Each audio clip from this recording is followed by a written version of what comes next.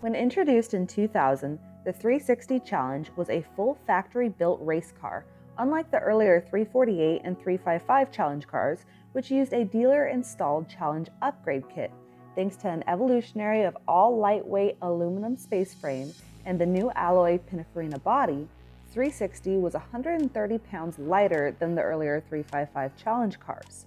Power came from the then-new 3.6-liter V8 with a flat-plane crankshaft and titanium connecting rods, with 410 horsepower at 8,500 RPM. The 360 Challenge featured a stripped-down, race-oriented interior with a single carbon fiber racing seat and FIA-approved 5-point seat belts, a full roll cage, fire suppression system, and the street car's adapted suspension was replaced by adjustable racing dampeners, while Brembo calipers, floating two-piece discs with cooling ducts, adjustable racing shocks, Bosch ABS software, and a much lighter exhaust system made for a seriously fast race car.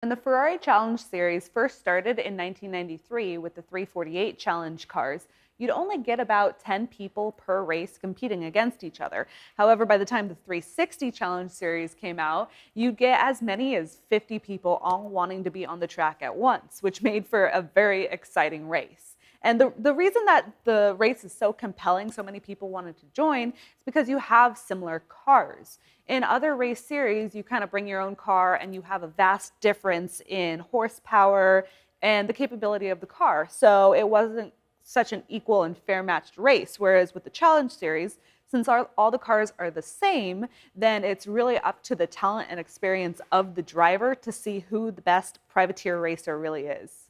There's a lot of differences between the 360 street cars and Challenge cars. The interiors on the Challenge cars are completely stripped out.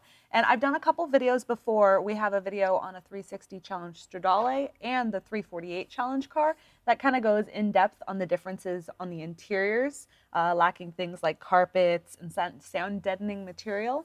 So check out those videos if you want to know more about just the interior differences.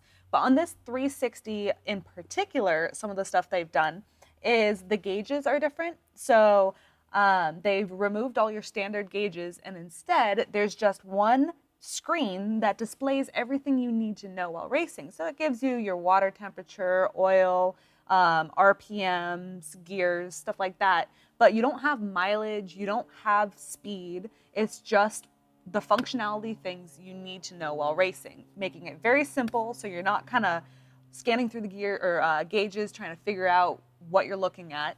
And a couple other things I find really cool about race cars. In general, they all have, or most of them have this, especially the more modern ones.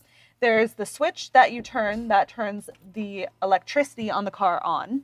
And then you flip the ignition switch and then hit the starter to start the car. So there's no key. There's no key that goes with this car. The keyhole in the steering column is just, there's nothing there. It doesn't do anything, which is kind of fun. I like it about race cars. And then another thing about this car is it has a fire suppressant system.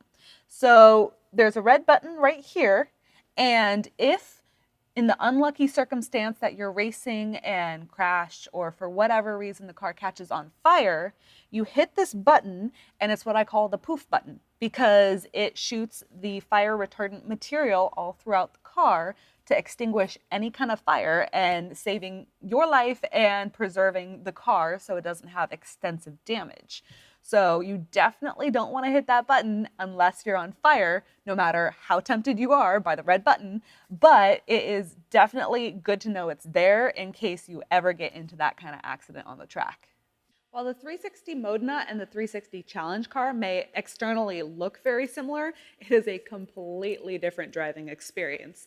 The Challenge cars, not only when you get in them, you know it's a race car because the roll cage and it's stripped out and race seats and a 5-point harness and the whole deal, but the throttle does not want to feather on and off. It has basically two speeds, stopped and fast. And that's all this thing knows how to do. When I'm pulling it in or out of the showroom, trying to park it back into a space, it's really hard to just kind of slowly and calmly back into a space. It just wants to lurch and go. It's ready to pounce, basically, which it kind of hypes you up to drive it because it just wants to go fast and you feel that energy and you just want to drive it fast. So it's quite a thrilling car.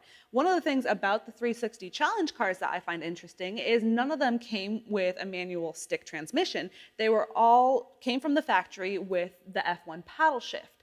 So I know there's, I think, at least one car out there that somebody has converted to a stick, or maybe somebody took a normal Modena and converted it to a Challenge car, but none of them came from the factory. None of the factory original 360 Challenge cars came with a stick. They're all paddle shift transmissions. This 360 Challenge car is one of 4 Euro model cars that was lightly prepared by Michelotto in the early 2000s to campaign in the European FIA GTR Championship race series. It first raced on the 16th of April 2000 at the FIA GT Championship, round 3 at Monza for 500 kilometers with the Scampani race team. And it was driven by ex-F1 driver Ivan Capelli and Eric Pinroth, finishing 10th in class. Today, this car is eligible for a multitude of track events for retired challenge cars, such as a low-cost entry to Ferrari's new Club Competizione GT series, or for those more serious, the SCCA's US Majors Tour, billed by the SCCA as the pinnacle of championship road racing in North America. The SCCA just introduced the GTX class, specifically for older Challenge and GT3 cars, or the ITX Improved Touring Unlimited, as well as many HSR or NASA weekends, Daytona Classic, Sebring Classic, Spring Classic at Laguna Seca, and a multitude of other track events. The color combination of this car with the orange over the light blue are the colors of Gulf Oil.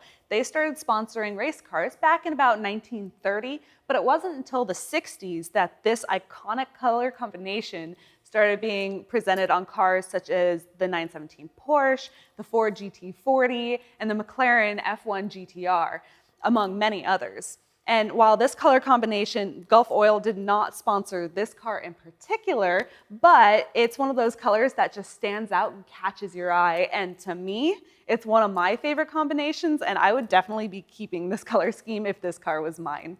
I hope you guys have enjoyed this video. If you did, please subscribe, like this video, and support our channel. And stay tuned because we got a lot more content coming out very soon.